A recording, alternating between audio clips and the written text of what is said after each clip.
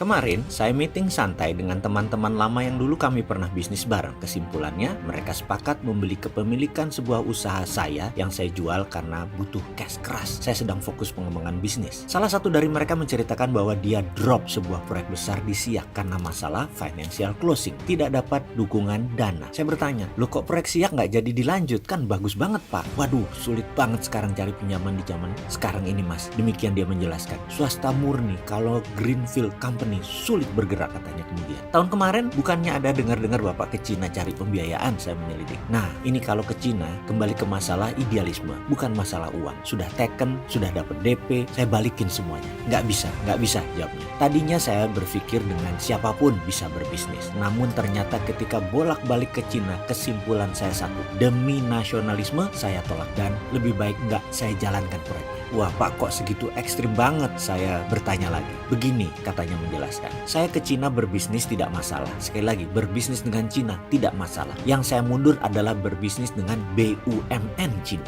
Dengan mata kepala sendiri saya melihat dan memahami setelah bolak-balik dengan mereka dalam setahun. Pertemuan demi pertemuan, diskusi demi diskusi, dan menyaksikan sendiri apa dan siapa mereka. Cina membagi dua secara global bisnisnya. Dalam negeri, swasta yang mengelola. Dan kira-kira mungkin 80%-nya swasta. Luar negeri, BUMN Cina yang bermain dan hampir 90%-nya BUMN Cina. Pemerintah dukung dana, dukung fasilitas lainnya ke BUMN Cina untuk menggarap pasar luar negeri. Bayangkan dengan 1,4 miliar manusia di Cina, maka Cina memerlukan pangan dan kerja buat penduduknya. Mereka membuat grand strategi dan policy, yaitu China is not a country, China is civilization. Jadi Cina itu bukan negara, tapi Cina itu adalah komunitas. Diaspora Cina menguasai seluruh jagat. 2-5% sebuah negara pasti diaspora Cina. Bagi mereka, Tiongkok itu melihat semua ini menjadi satu civilization. Mungkin warga negaranya udah bukan warga negara Cina, daratan, tetapi mereka dianggap satu civilization. Lalu dia melanjutkan, "Saya memperhatikan semua yang bekerja di luar Cina, dari pegawai-pegawainya BUMN Cina, semua muda-muda single, paling tua usianya 35 tahun. Target mereka jelas, karena terucap mereka itu akan dijadikan diaspora. Gak usah pulang kalau perlu. Single, kawin dengan penduduk lokal, baik Cina diaspora atau pribumi, nggak masalah. Lebih murah bagi mereka orang-orang itu tidak pulang. Targetnya seluruh dunia, setiap negara akan dimainkan diaspora Cina yang baru ini. Kalau perlu double dalam 10 tahun ke depan." Ini mungkin banyak yang tidak percaya informasi seperti ini. Tapi ini strategi Cina, ini grand plan dari Cina dan ini dimainkan bagian dari obor, One Belt, One Road. Semua orang yang bekerja di BUMN Cina di luar negeri telah mengikuti semacam wajib militer. Mereka terdidik secara militan dan mereka terdidik secara militer. Dengan pengetahuan ini saya putuskan, saya tidak akan berbisnis dengan